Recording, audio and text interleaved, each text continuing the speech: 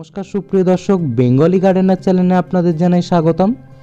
লেবু গাছে এই ফেব্রুয়ারি মাস থেকেই কিন্তু আমাদের ফুল আসা শুরু হয়ে যায়। অনেকের জানুয়ারির শেষেও ফুল আসে। আপনাদের অনেকের গাছেই গুটি সেট হওয়া শুরু হয়ে গেছে আমার মতন। অনেকের গাছে এখনো পর্যন্ত ফুল পর্যন্ত আসেনি। সেই সব গাছে কি পরিচর্যা নেব এবং কি ভুল এখন আমরা করব না, তা কিন্তু আমাদের আগে জেনে রাখা দরকার। কারণ এখন যদি আমরা এই ভুলগুলো করি তাহলে কিন্তু আমাদের গাছে এবার কোনো ফুলই আসবে না।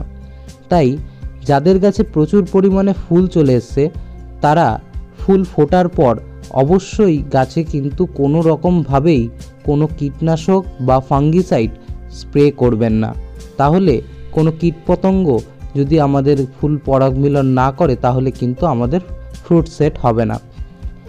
এরপর গুটি সেট হওয়া শুরু করলে অবশ্যই আমাদের গাছে কিছু খাবারের প্রয়োগ করতে হবে। তার পাশাপাশি সেই গুটি যাতে না ঝরে যায় তার জন্য আমাদের গাছে জল ব্যবস্থাপনা একদম ঠিকঠাক রাখতে হবে। কারণ এখন যদি জল কম হয় তাহলে সমস্ত ফুল গাছের ঝরে যাবে, জল বেশি হলে তাও ফুল ঝরে যাবে। তাই গাছের যতটুকু দরকার সেরমভাবেই কিন্তু আপনারা গাছে জল প্রয়োগ করবেন। গাছের গোড়া ভালোভাবে পরিষ্কার রাখতে হবে। গাছের গোড়ায় আগাছা জন্মাতে দেওয়া যাবে না। আগাছা থাকলে সেগুলিকে পরিষ্কার করে নিতে হবে। এরমভাবে যদি গুটি আপনাদেরও ঝরে গিয়ে থাকে তাহলে গাছে এখন বোরনের ব্যবহার করতে হবে। আমরা গাছে বোরনের ব্যবহার করলে গাছের যেরকম ফুল ফলাদি বৃদ্ধি ঘটে, তার পাশাপাশি বোরন গুটি ঝরা অথবা ফুল ঝরা এগুলোকেও রোধ করে এবং গাছে আমরা যে ফলটা পাই লেবু, সেই লেবু অনেক সময় ফেটে গিয়ে থাকে।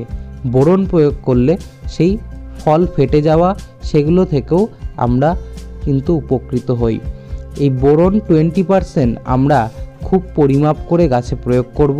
কারণ এটি যদি বেশি হয়ে যায় তাহলে কিন্তু আমাদের গাছে হিতে বিপরীত হবে, অর্থাৎ আমাদের গাছে ফুল ফল ঝরে যাবে। এখন আমরা টব প্রতি অর্থাৎ 12 ইঞ্চি টবের ক্ষেত্রে 1 গ্রামের থেকে একদমই বেশি নয় বন্ধুরা, গাছের গোড়ায় প্রয়োগ করব। এখন আমরা গাছে কোনো কিছু স্প্রে করব না, কারণ আমাদের গাছে এখন ফুল ফুটতে আরম্ভ করেছে। গাছের গোড়া একদমই খুঁজবো না, খালি আমরা বোরনটা গাছের মাটিতে দিয়ে হালকা করে উপর থেকে মাটিটিকে মিশিয়ে দেব এবং উপরে সামান্য পরিমাণে জল দিয়ে দেব।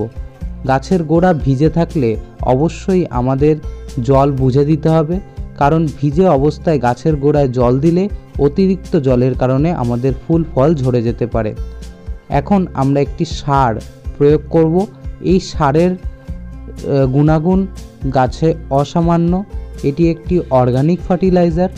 জৈবভাবে আমরা কলার খোসা দিয়ে পটাশের সোর্স পেতে পারি। তাই আমরা এখানে কলার খোসা 5-6টি কলার খোসা 500 ml জলে 6 দিনের জন্য ভিজিয়ে রাখবো।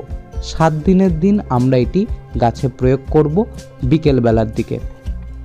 এই সার প্রয়োগ করার একটি নিয়ম হচ্ছে, যতটা আমরা কলার খোসার জল নিলাম তার সাথে আমরা সমপরিমাণ জল, অর্থাৎ আমি 500 ml জলে 500 ml আরও জল অ্যাড করে সেটিকে পাতলা করে গাছে প্রয়োগ করব। এখন আমরা এটি সপ্তাহে 7 দিনে একবার অথবা আপনারা 10 দিনে একবার গাছে প্রয়োগ করবেন। যেই গাছে আপনাদের ফুল আসেনি সেই গাছেও এটি প্রয়োগ করবেন এবং তার পাশাপাশি গাছে খাদ্যের যোগান দেবে এবং গাছে পটাশের সোর্স হিসাবে আমরা কলার খোসাটি ব্যবহার করব। এই কলার খোসা গাছে প্রয়োগ করলে গাছে যেরকমভাবে ফুল আসবে এটি হচ্ছে আমার গাছের রেজাল্ট। এইতে আমি 15 দিনে 2বার প্রয়োগ করায় এরকম রেজাল্ট এসছে। ভিডিওটি ভালো লাগলে লাইক, শেয়ার এবং কমেন্ট করতে ভুলবেন না। চ্যানেলে নতুন হলে চ্যানেলটিকে সাবস্ক্রাইব করুন।